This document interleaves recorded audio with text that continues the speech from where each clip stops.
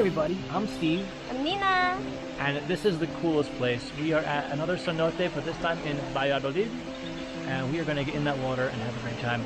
Come on.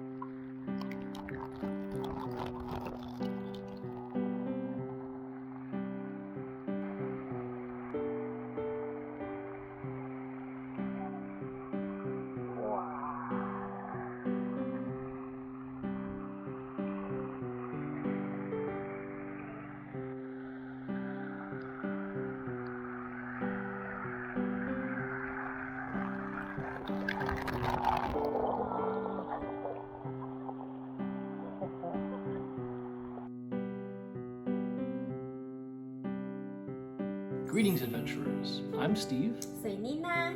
We are a couple that loves travel Food. and adventures of all kinds. In today's episode, we're taking you to Valladolid, Mexico. Now, Valladolid is a city that we are 40% sure we can pronounce 80% of it correctly. So if you are from Valladolid or you have some just general good Spanish knowledge, get at us. We need some coaching.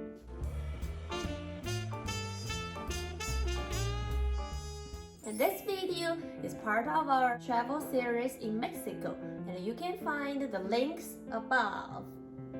But for now, Valladolid awaits. Come with us. Valladolid is a small city about 2 hours west of Cancun.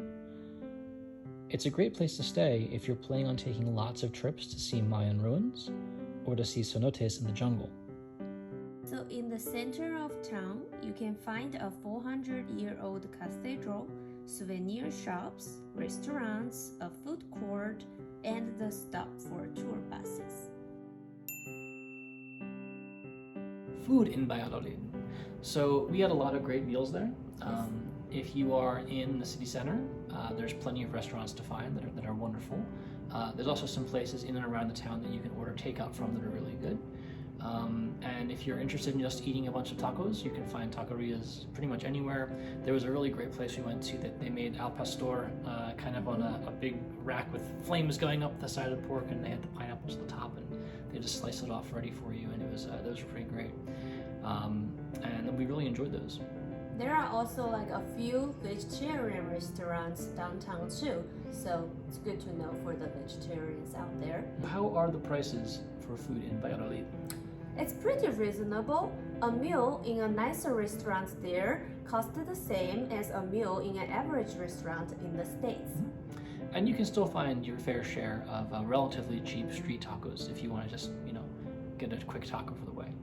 Jugo de frutas and agua de frutas, like infused water or freshly blended fruit juice, is very easy to find in Valladolid, and it is 100% non-negotiable, something you must have when you're in town.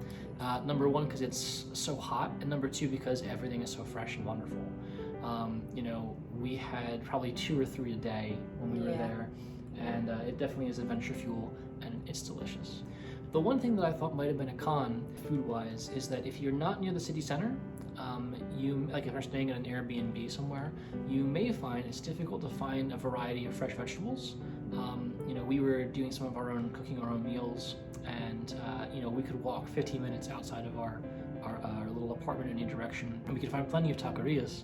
And maybe you can get some pickled onions on your taco, but if you wanted like leafy vegetables or something else, it was very, very hard to find. So there was a market in town. It was not in the city center. It was a place that someone would need to tell you where it is.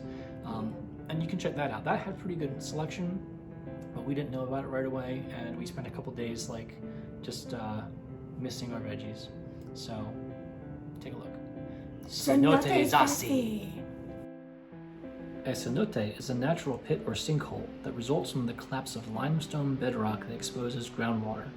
In other words, it's a kick-ass cave lake.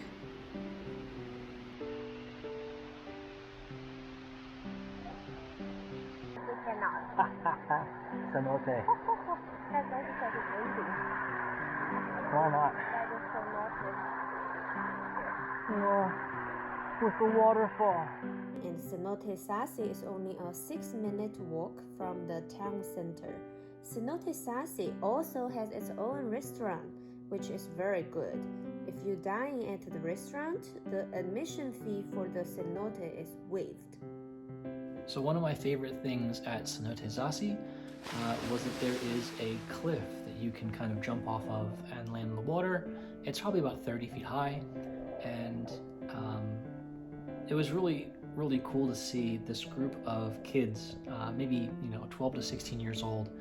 They were all up there on the cliff earlier, and they were, the ones who'd done it already, probably a year before, had their first time, were very confident. They were showing off and jumping off and running back up again to do it, and they were trying to convince their friends to give it a try. And it was just really cool to see like a rite of passage for these local kids, and I couldn't help myself, so I had to do it too.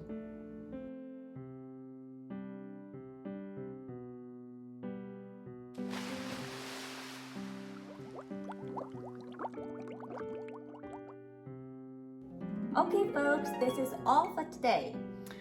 I'm here to let you know that if you like the video, you are contractually obligated to like the video.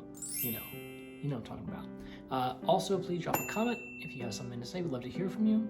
Please subscribe to our channel for more updates. And next week, we'll be taking you to see the amazing sights at Chichen Itza. And another cenote. Can't wait for it. We'll see you next Sunday. Don't miss it. Adios.